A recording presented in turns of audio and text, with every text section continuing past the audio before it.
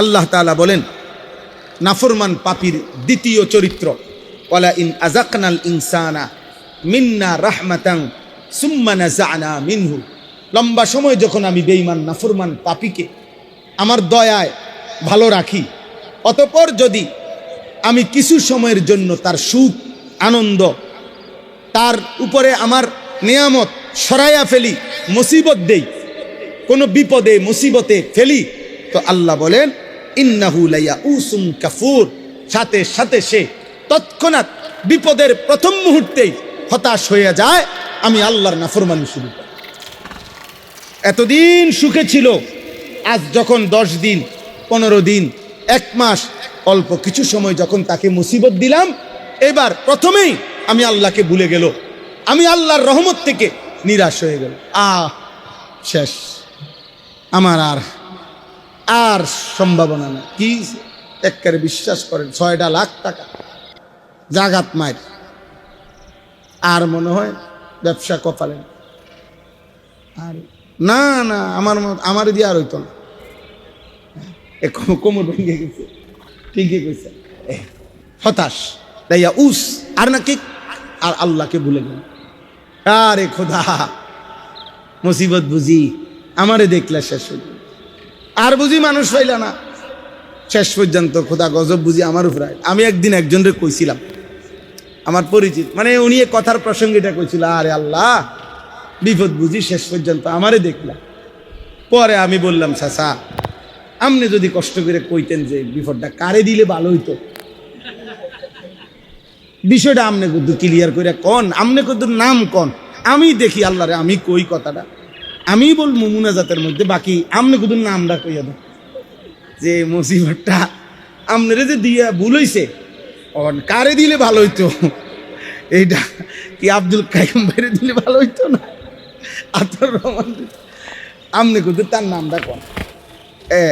আমি শুধু হেরে একটু জানামো, শুধু ভাই উনি আপনার নামটা প্রস্তাব দিছে, আমি কত আল্লাহরে কইতাম, দেখবেন আপনার কেমন টাঙ্গাইয়া ফিরে। তাহলে এইটা কি কোনো কথা হইল যে আল্লাহ বুঝি তুমি আমারে দেখলা, তো কারে দেখতো? এই আল্লাহ বলেন নাফরমান পাপী মুসিবত দেখলে হতাশ হয়ে যায়, আর কি হয়ে যায়? আল্লাহকে ভুলে যায়। ওয়ালা ইন আযাকনাহু না'মা বা'দা দাররা মাসাতহু লায়াকুলান্না যাহাবাস সাইয়্যাতু আন্নী ইন্নাহু লাফারিহুন ফাখুর।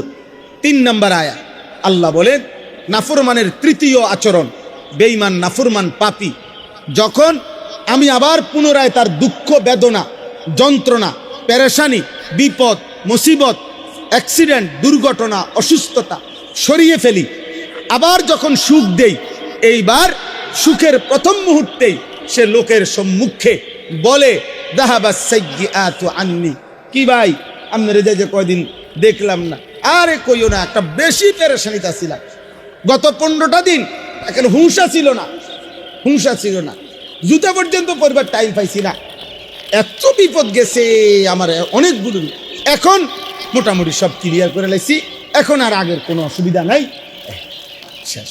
এখন আবার পুনরায় উল্লাস, আল্লাহ বলতেছে পুনরায় আবার ফুর্তি, পুনরায় আবার অহংকার। একজনকে জিজ্ঞাসা করছি কি অবস্থা এখন, কয়দিন আগে হুজুরে মোটামুটি একটু অসুবিধা আসছিলাম, প্রথম এখন গুছাই লইছি,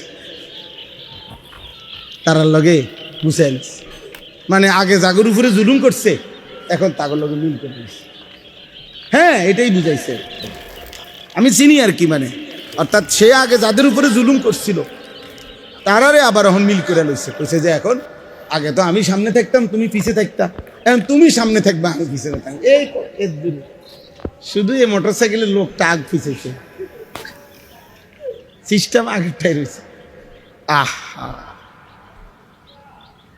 আল্লাহ আমাদেরকে মাফ করে দেয়, যে যা বুঝার বুঝছে। যাহাবাস সাইয়্যাতু আন্নী, নাফরমান বলে বিপদ আপদ মুসিবত যা ছিল সব শেষ হয়েছে, ইন্নাহু লাফারিহুন ফাখুর, পুনরায় সে উল্লাস করছে অহংকার করছে।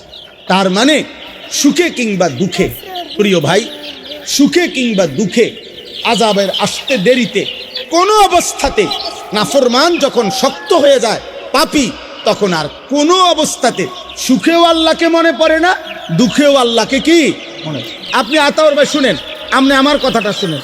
এ বেডারে বলছে কেবিন দিছে হসপিটালে, মনে করেন আগামী সোমবার আপনার অপারেশন, এই যে আপনার কেবিন, এই কেবিনের ভিতরে বইয়া বেডার আগামী সোমবারের অপারেশন হবে, মনে করেন উনি কেবিনে বইয়া টেলিভিশনে রঙিন টেলিভিশন চান, এবারে সোমবারে অপারেশন, মানে দুঃখেও চার আল্লাহর কথা কি আসে না।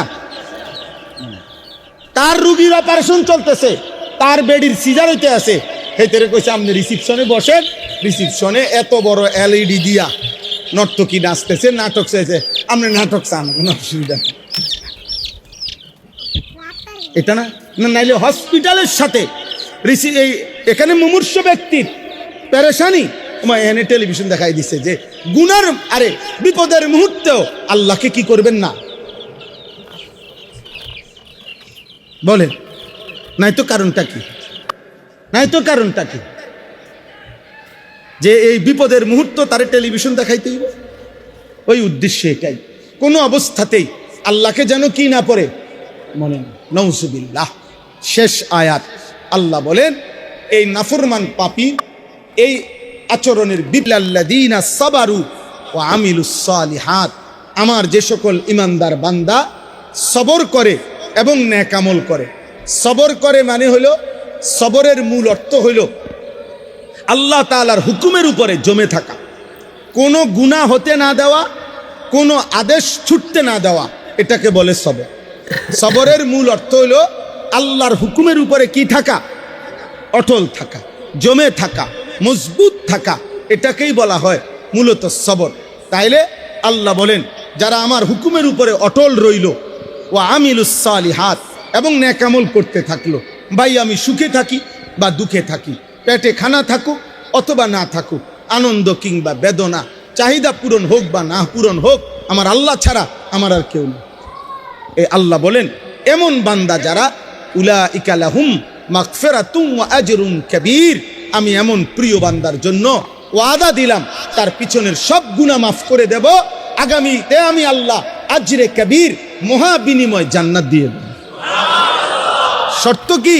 শর্ত হইল হার হালাতে সে আমার উপরে থাকবে, সুখেও আল্লাহ, দুঃখেও, প্রত্যাশা পূরণ হলেও আল্লাহ, প্রত্যাশা পূরণ না হলেও আল্লাহ, ক্ষুধার্ত অবস্থায়ও আমার আল্লাহ, ভরপেট অবস্থায়ও আল্লাহ। নবীজি বলছেন ইন্নী আশবাউ ইয়াওমান আশকুরুল্লাহ, আমি এক বেলা পেট ভরে খাবো, আল্লাহর শুকর করব।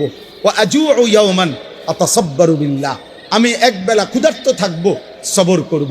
নবীজি বলছেন আল্লাহ আপনাকে পেট ভরা অবস্থায়ও ডাকতে মনে রাখি, আপনাকে ক্ষুধার্ত অবস্থায়ও মনে রাখি, এই হোক আমার জিন্দেগি, এই হোক আমার কি। হযরত আইয়ুব আলাইহিস সালামের নাম শুনছেন না? আইয়ুব আলাইহিস সালাম কিতাবে আছে 12 বছর কিংবা 18 বছর রোগে যন্ত্রণায় পেরেশানিতে ভুগছে, মারাত্মক অসুস্থতা ছিল, রোগ হইছে। 18 বছর পরে আল্লাহ ওনাকে পূর্ণ সুস্থ করছে, সব কিছু আবার ফেরত দিছে। মানে সংক্ষেপে বলতেছি, তো কিতাবের মধ্যে আছে, আমি আরবি কিতাবের মধ্যে পড়ছি। আইয়ুব আলাইহিস সালাম আল্লাহকে জিজ্ঞেস করছিলেন, আল্লাহ আপনি আমারে, অসুস্থতার আগে আমার 70 বছর গেছে, ওই 70 বছরে আপনি আমার কোন আচরণে নারাজ হইলেন? আপনি আমারে 18 বছর এই অসুস্থতায় ফেলে কেন রাখলেন? অথবা আপনি আমারে এই 18 বছরের অসুস্থতা দিয়া আপনার কি পেলেন? কদ্দুরে এমনি মন চাচ্ছে জানতে। এই আল্লাহ তাআলা বলছে আইয়ুব শোনো, অসুস্থতার আগের 70 বছর সুস্থ ছিলে, তুমি আমাকে পুরা ডাকছ, আমার বন্দেগী করেছ, আমার এক জাররা কোনো অভিযোগ নাই, আমি তোমার ওই সময়ের ইবাদতেও খুশি। 18 বছর আবার তুমি আমারে অসুস্থ অবস্থায়ও ডাকছ, পূর্ণ আমার এই অবস্থায়ও তোমার ব্যাপারে কোনো অভিযোগ নাই, তুমি রোগের অবস্থায়ও আমারে ডাকছ, বাকি আমি এই 2 রকম করলাম কেন? আল্লাহ তাআলা বলেন আইয়ুব আমার জাতের কসম, 70 বছর সুখের সময় তুমি আমারে যে ডাকছি না, আমার জাতের কসম আইয়ুব 18 বছর বা 12 বছরের রোগের মুহূর্তে, দুঃখ বেদনার রোগ আর যন্ত্রণায় তুমি যখন আমাকে ডাকতা, 70 বছরের ডাকের চাইতেও 18 বছরের বেদনার ডাক আমার কাছে বেশি মজা লাগছে।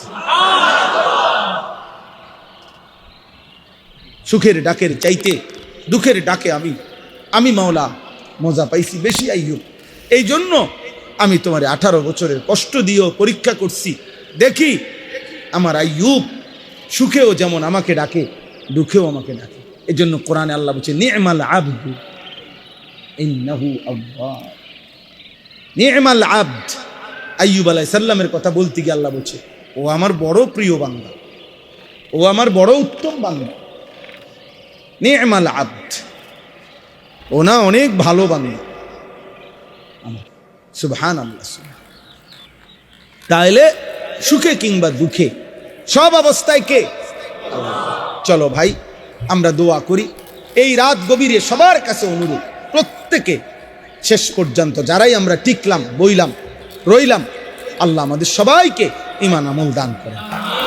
যুবক ভাই তোমাদের কাছে অনুরোধ, দোস্ত সবার কাছে অনুরোধ, সারা পৃথিবী জুড়ে ওলামায়ে কেরাম, ইসলাম, মুসলমান, মাদ্রাসা এর বিরুদ্ধে প্রতিনিয়ত ষড়যন্ত্রই চলছে। কে কতক্ষণ থাকবো, কে কতক্ষণ আছি কেউ জানি না, কেউ জানি না, অসুবিধা নাই। কিন্তু মূল কথা হলো আমাদের সবার কাছে অনুরোধ, আল্লাহর দিকে আমরা ফিরবো ইনশাআল্লাহ, 5 ওয়াক্ত নামাজ পড়বো ইনশাআল্লাহ। আল্লাহ তাআলা আমাদের সবাইকে সব অবস্থায় আল্লাহকে ডাকার তৌফিক দান করেন। ছেলেরা শেষবারের মতো কও ফজরের নামাজ পড়বা না? না স্কুল কলেজের ফুলাইন কও, মাদ্রাসা ছাত্ররা তো এমনি পড়ে, কও ভাই ইনশাআল্লাহ হিম্মত করো, আল্লাহ তৌফিক দান করে। একজনই নিয়ত করো যে আমি পড়বো হুজুর ইনশাআল্লাহ, দেখো ইনশাআল্লাহ আল্লাহ তোমার জিন্দেগির মধ্যে বরকত দিবে। তুমি একটানা 5 ওয়াক্ত নামাজ পড়েই দেখো, এই সমাজ তোমাকে আলাদা মূল্যায়ন করবে। আল্লাহ তৌফিক দান করে, আল্লাহ কবুল করে নেন।